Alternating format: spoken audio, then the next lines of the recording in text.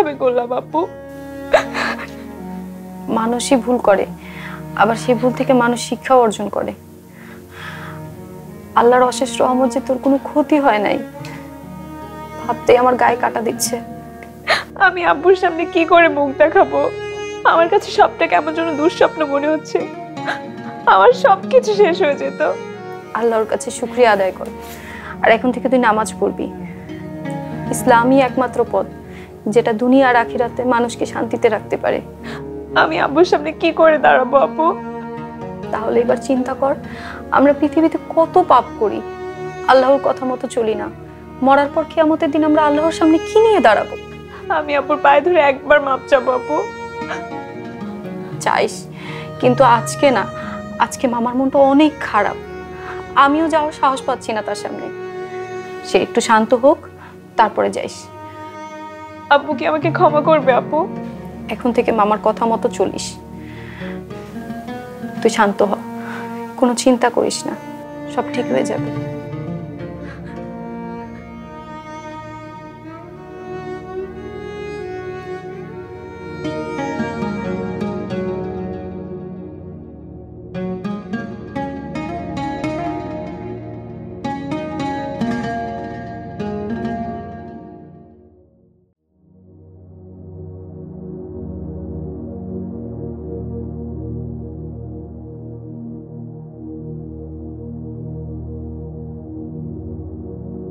সন্তান মানুষ করতে না পারা দায় আমার।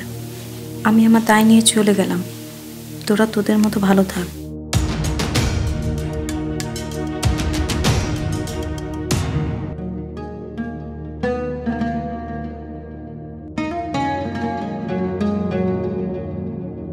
নাহিয়ান, নাহিয়ান, কি হইছে?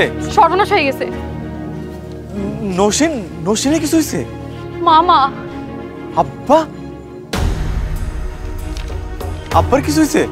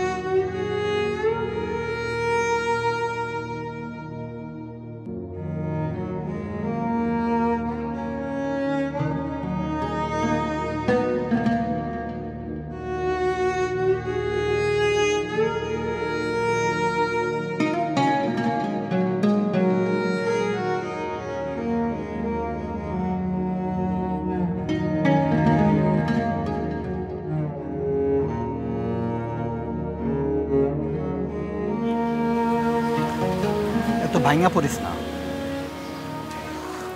আব্বার কোনো খোঁজ খবরই পাইতেছি না। আত্মীয় স্বজন সব জায়গায় খোঁজ নিছিস? আত্মীয় স্বজন যা আছে সব জায়গায় খবর নিছি, কোনো জায়গায় বাদ রাখি নাই।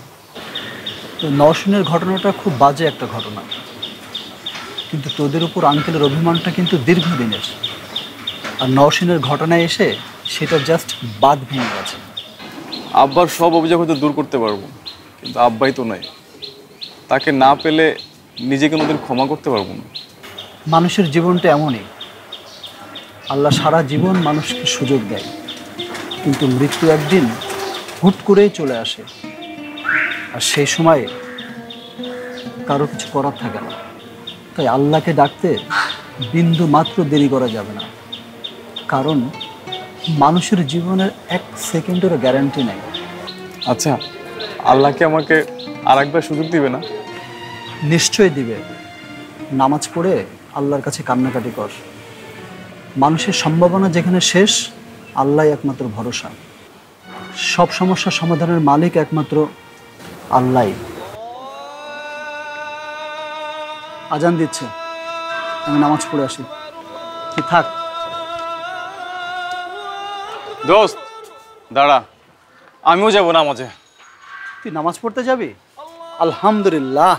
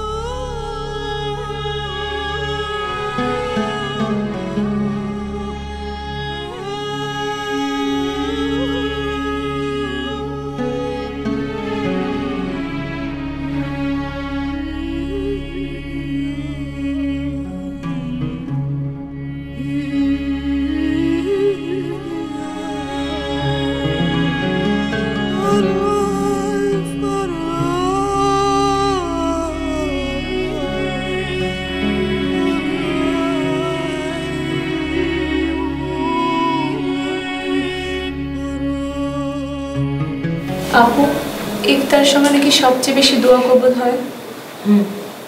বান্দা যখন মন থেকে সৎভাবে আল্লাহর কাছে কিছু চায়, আল্লাহ তাআলা তা কবুল করেন।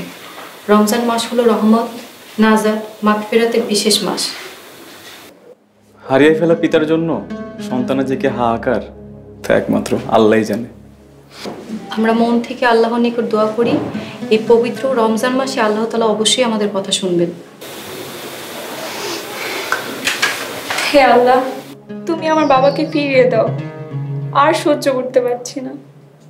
তুমি আমাদের এত কষ্ট দিও না আল্লাহ, তুমি আমার বাবাকে ফিরিয়ে দাও।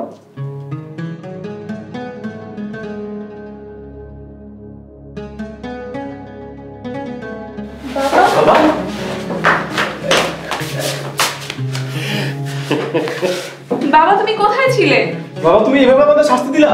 বয় বয়, বসে কথা বলি, বয়।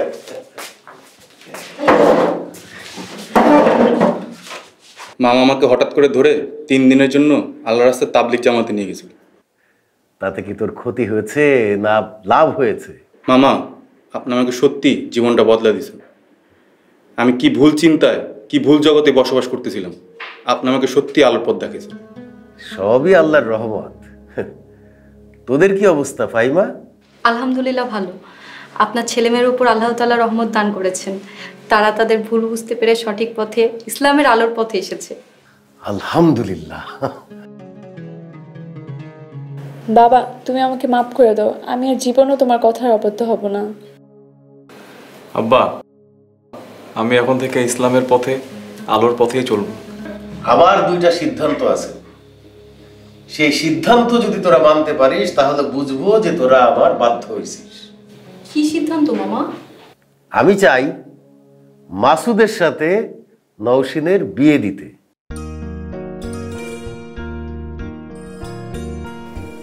কি নওশিন, তোর কি মতামত? আমি তো আগেই বলেছি বাবা, আমি আর তোমার কথার অবাধ্য হব না।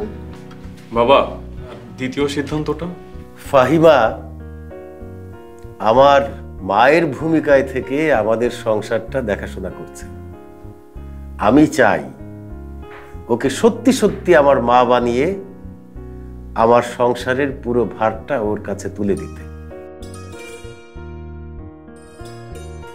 নাহিয়ানের সাথে আমি ফাহিমার বিয়ে দিতে চাই। নাহিয়ান, তোর কি মতামত? আব্বা, আমার মতো ছেলের সাথে যদি ফাহিমা সারা জীবন কাটাতে পারে তাহলে আমি মনে করবো এটা আল্লাহর অশেষ রহমত আমার উপর। আর ফাহিমা, তোর কি মত আছে? মামা, ইফতারের সময় হয়ে গেছে, সময় আর বেশি বাকি নাই। আপু মনে হয় একটু লজ্জা পেয়েছে।